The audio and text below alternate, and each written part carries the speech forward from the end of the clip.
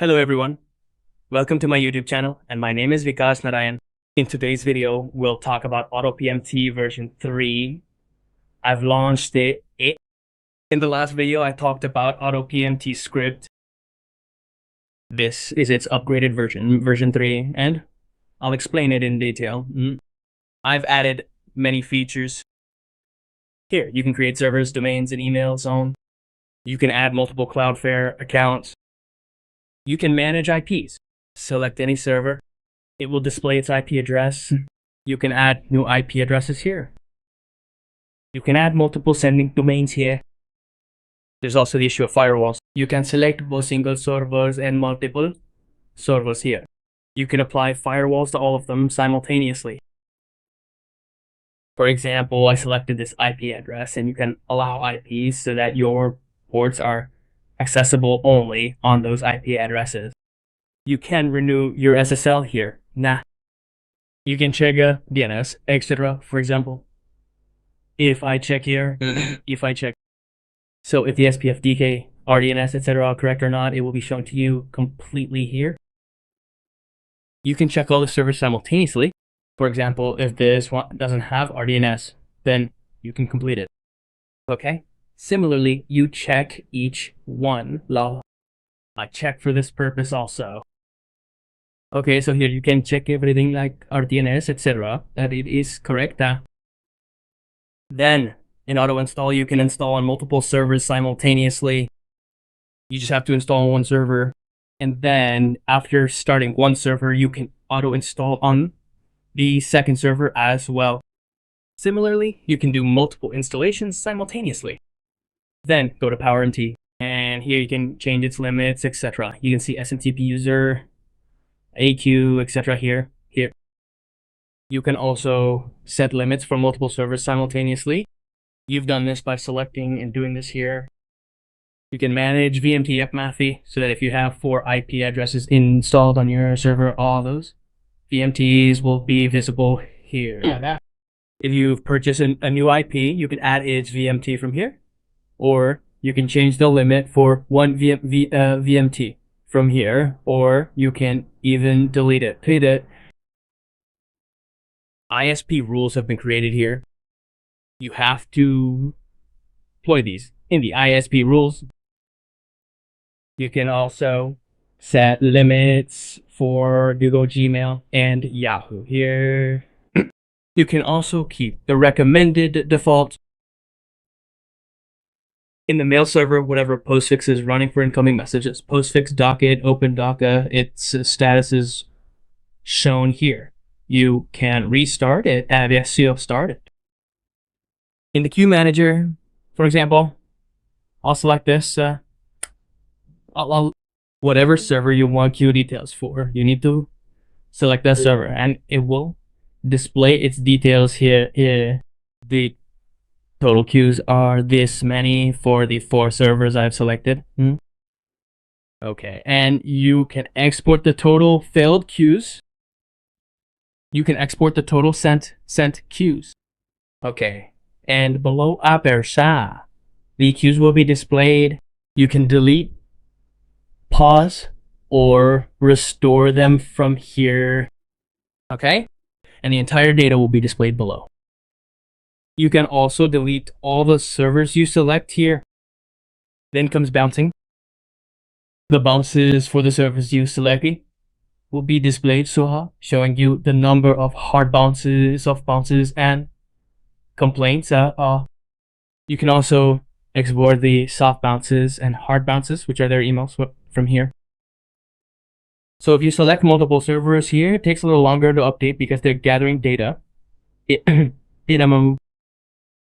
And the top bouncing domains will be displayed here. You can also export these from here. Okay? And then SSH. If you want to run a command any server, you just select that server. Okay? So you get all these features, and within the server, the email accounts for any server you select will be displayed, and you just need to go to email accounts and it will refresh, and here you can create a new email account. and you can access it through Roundcube. So this is AutoPMT version 3. I've included a lot of features in it. So let me show you how to do it one by one. So first I'll add my server here. So its IP address is this. It's a single IP address. So what do you need to do? Enter this here. And the domain I'm using is this. So enter the domain in server name.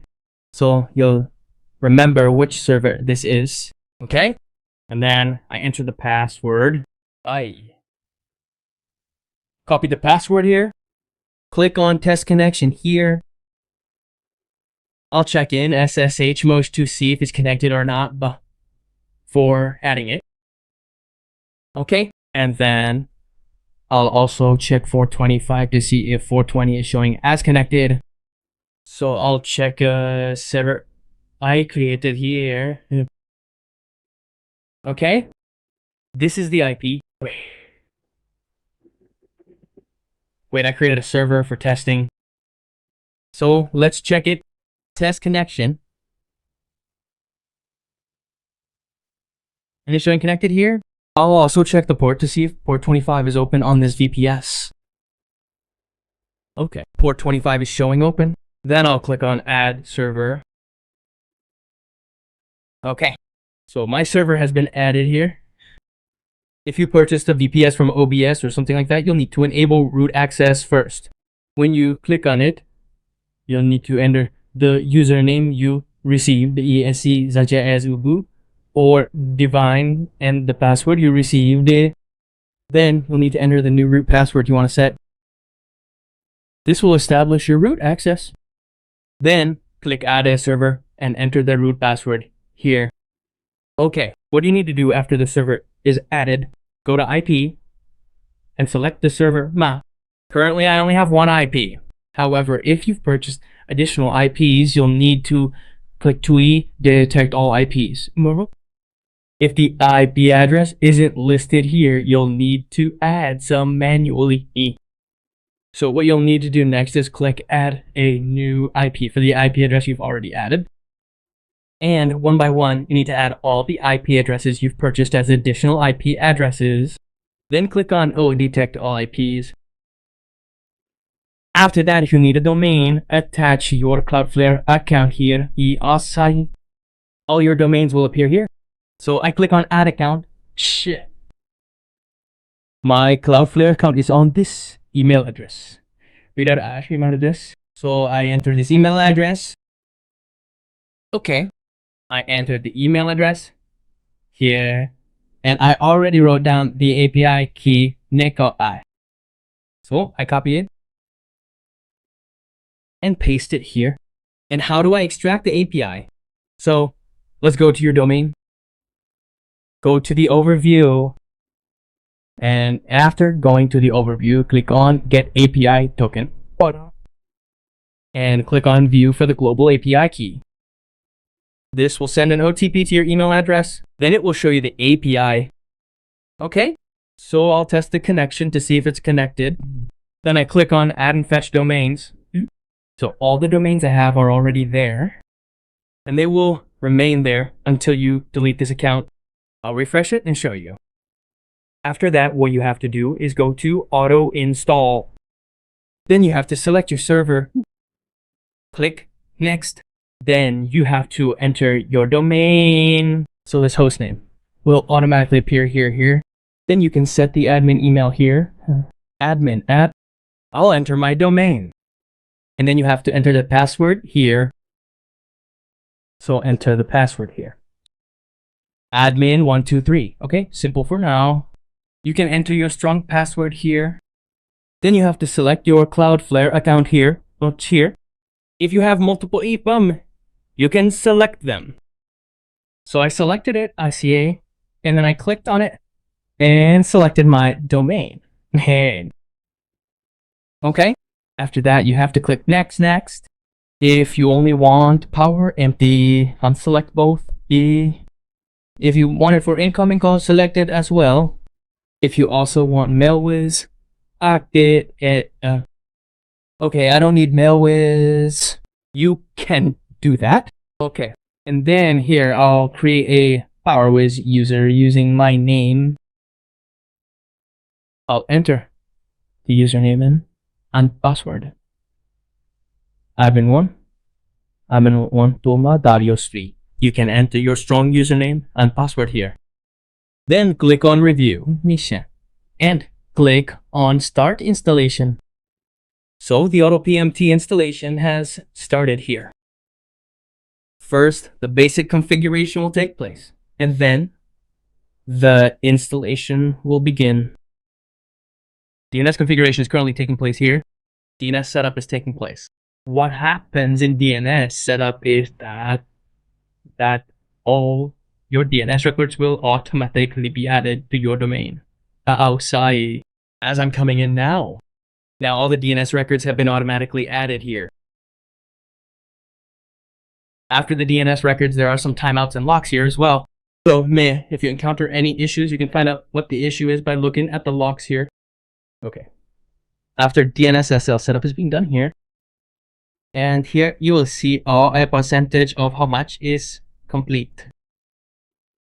And after SSL setup, a PowerMT installation has started here. After PowerMT installation, the incoming mail server is being set up here. Then Roundcube is being installed here, from where you will be able to access any email account you create. After installation, you will see some details like this. PowerMT details, mail server details, and to check whether PowerMT is installed or not, you can open the web monitoring console here directly. And then you can enter these details into your software and send it. Look, the monitoring console in PowerMT has opened. Now you've set up your server. You can apply your firewall here. Simply go to the firewall. Select your server. Then complete, meaning your firewall should be set up separately for both mail and PowerMT servers. Click on it and click OK. Your firewall is currently being installed and all the rules will be displayed here. All the firewall rules are already there for example, if it's port 25, it's anywhere. Where? Meaning you can access it from anywhere. Click edit here and enter your PC's IP address or the RDP IP address where your software is installed. Your SMTP access will only be available from there. This is for security purposes. So here you can enter your RDP IP address. If your software is in RDP, then enter the IP address of the RDP address here. If you're using software on your PC and connecting to your SMT server for end-to-end communication, you can enter your PC's IP address here. Okay. And from here, you can also click on allow IP. If you have multiple IP addresses, enter the code here, 205.25.4.5, and enter the IP address here, and allow them. So all the IP addresses will be allowed at 25.25. Okay. So you can install a firewall here, then come here and create your mail account. Okay.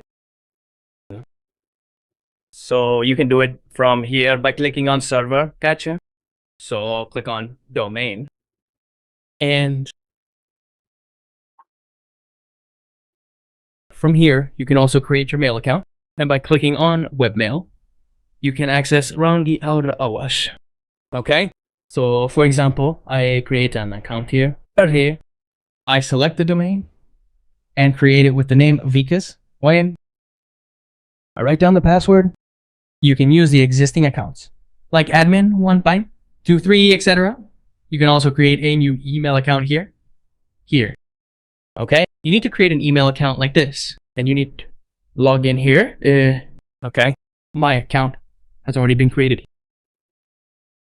I open it here and I click on login. So look, it's already logged in the round group.